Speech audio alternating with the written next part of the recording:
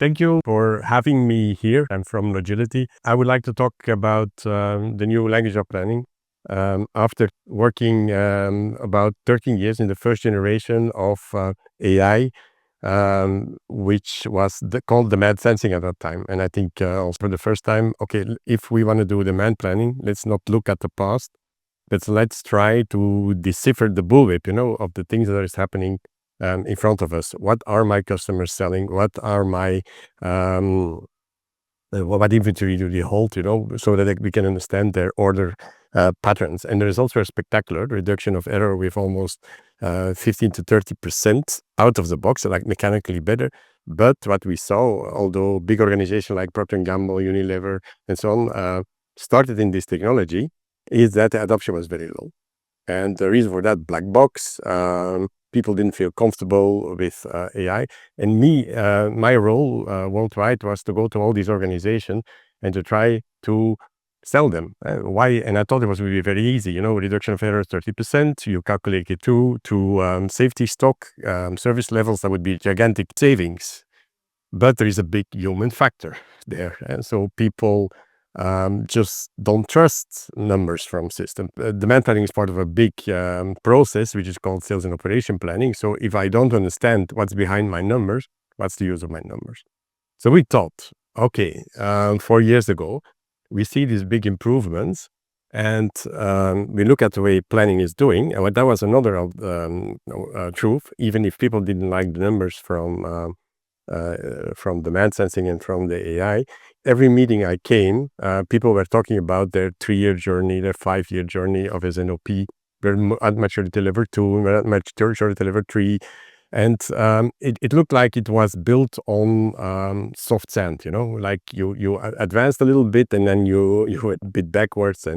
And with the reason for efficiency, which I'll talk about, a lot of organizations try to centralize that.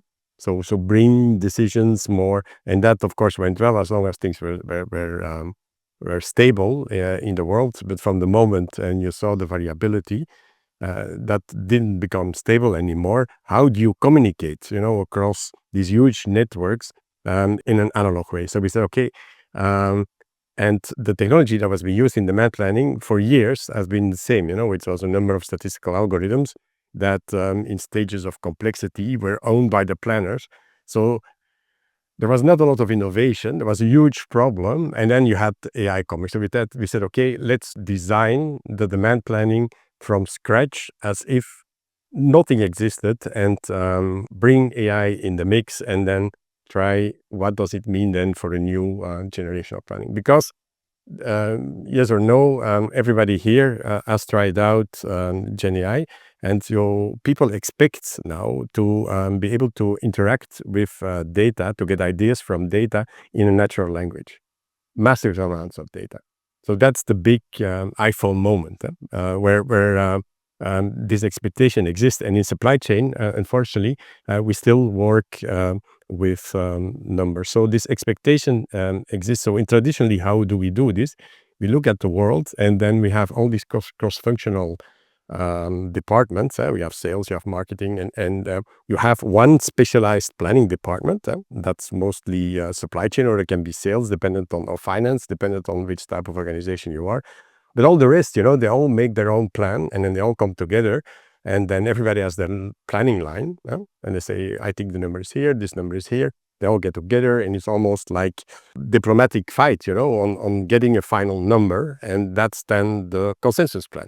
And once the consensus plan has taken off, nobody knows anymore what was the reason, why we thought there was going to be a spike in March, because it's analog. So it's not traced before you find it. You have to go into reports and try to find it. And so the biggest challenge of planning is not so much become accuracy, although people dream of accuracy, and most of the time they also express it in the wrong way, because they look at accuracy 2 months from now or 3 months from now, although you have to look at over the whole horizon. But it all becomes on, how can I change behavior? So explain what you did wrong, or explain what's going to happen. So that's the role of the planners. So it's a lot. Although we're talking here about numbers and planning, it's already a lot about language. Talking. talking, learning from sales, marketing, and so on, what I think is going to happen, talking to, and when you talk, and it's about perceptions, and also, if you have a number and you say, that comes out of the consensus, 10 million, that is just an erratic number. Two parties might think, okay, we all both agree, on this budget of 10 million. But in reality, in the background, sales thinks, okay, marketing is going to launch a couple of new products, so my responsibility will be lower. And marketing thinks, for instance, sales will do a big part of this number. And from the start, because a lot of meetings and a lot of information that's basically analog, a lot is not aligned yet. So what the potential is, and I make it, give it an image of using language and using digital information, is turn these numbers, which are black and white, into color. It's the same perception. So what I'm going to talk about today is to can we create for you a language, and that's, of course, if we couldn't, I wouldn't not be standing here, a language that allows you to translate what happens in the outside world. What are the events? What are the promotions? What are disruptive elements? Translates it in such a way that everybody in the organization can align on them. And what does that mean, align on them? It means that they can understand it in their own language. They can understand it in their own context. And secondly, that you don't think about adherence to a plan. I have to execute. No, you have to look at it. What does this new situation create for me as new opportunities? What can I do? How can I do better?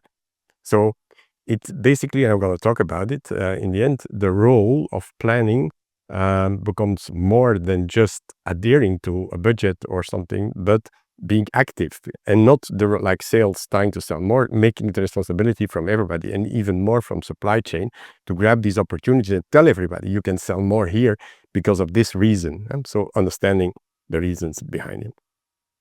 And of course, when I talk about opportunities, I also talk about risks. And of course, we have today in Florida a gigantic catastrophe. It's going to be repetitive. So what can I learn about it from my business? And of course, the high volatility that you had in the market right now, and high volatility is going to stay there. And the whole organizations, and they have centralized for efficiency. But that was nice when you could make plans based on, okay, you could use the past, you're not far off, but not when you're in this case, then you cannot use it anymore. So you need to understand what's happening there. And that's the kernel where the process goes wrong now, because you cannot get information in fast enough. Something happens we work with a big life science company. They have two formulas. They have the life-threatening diseases, two formulas. One competitor goes out of stock. You have a spike in somewhere, but it takes almost like a month before in S&OP meeting, people actually talk about it and then don't know anymore what the reason is. So there must be a better way to do that. And the reason for that is that a lot of thinking right now is, and this is demand for people who are not demand planners, this is how demand look. It's very spiky. It's like, and that's driven by promotions, but driven by out of stocks, driven by all kind of elements. But the approach that we all use now is a statistical model, which is not made for forecasting. It's just to curve it. So the information behind it is analog in the processes. Right? So that's the difficulty. So the big new way of approaching is, what if we are able to mine that history, that information, so that we're able to say, okay, this peak, is a price change, this peak is a supply bottleneck, this peak is, and then can connect that immediately to through AI to an insight, so that it can become a building block for planning. So the system learns. I'm going to talk a little bit how that works.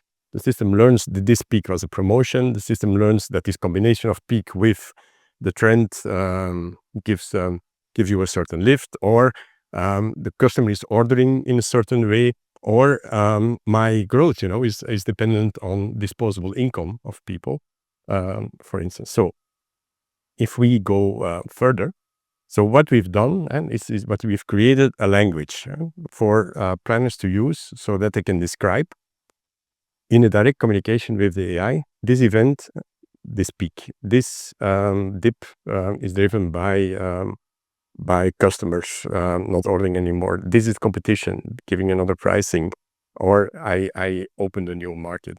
And once I have a language, I can start looking at different ways of describing the world.